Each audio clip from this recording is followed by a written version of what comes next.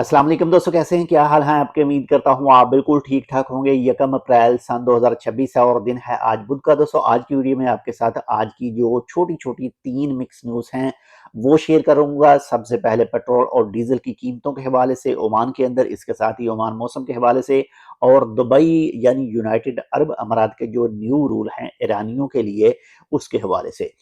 तो सबसे पहले स्टार्ट करते हैं जी पेट्रोल और डीजल यानी फ्यूल की प्राइस ओमान के हवाले से। लेकिन प्राइस बताने से पहले आपको कुछ चीज़ें रियलाइज करा दूं कि कुछ जो चीज़ें सामने आ रही हैं मुख्तलिफ सोशल मीडिया के ऊपर, उसमें दिखाया जा रहा है, बकायदा साइड का व्यू पॉइंट भी दिखाया जा रहा है और कहा जा रहा है जी कि जो कीमत है वो बढ़ गई है। और इसके साथ ही कल भी कुछ पोस्टें जो है वो सोशल मीडिया के ऊपर नज़रों से गुजरी जिसमें कहा जा रहा था कि 1 अप्रैल से जो है वो डीजल और पेट्रोल की कीमतों में इजाफा मुमकिन है।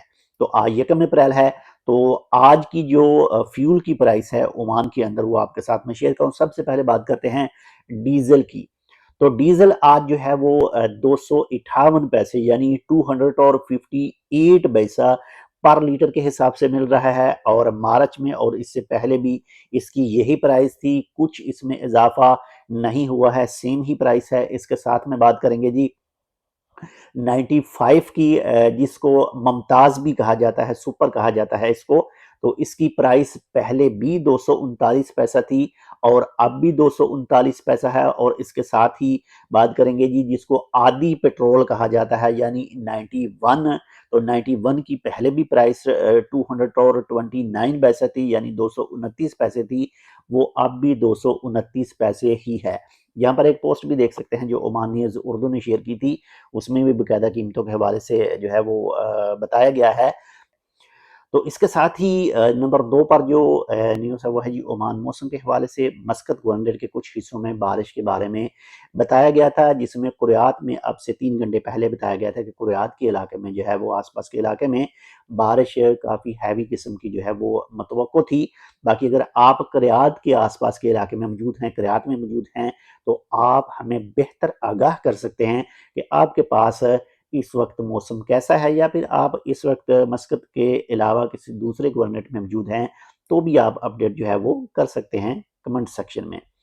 इसके साथ ही नंबर 3 पर जो न्यूज़ है वो है जी दुबई मुत्तहिदा अरब अमारात के हवाले से। आप तो जानते हैं जो इस वक्त मशरक़ वस्ता में एक टेंशन जो है वो बनी हुई है, ईरान, यूएसए और इसराइल के मबैन जो है वो पूरे जीसीसी को यानी जो मशरक़ वस्ता है इसको लपेट में ले रखा है।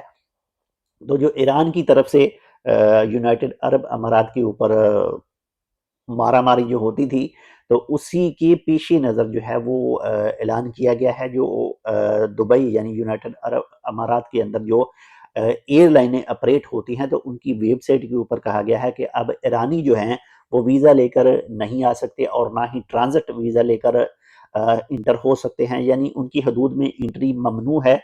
लेकिन जिनके पास गोल्डन वीज़ा है उनके लिए अब भी जो चांस हैं वो एंट्री के मौजूद हैं।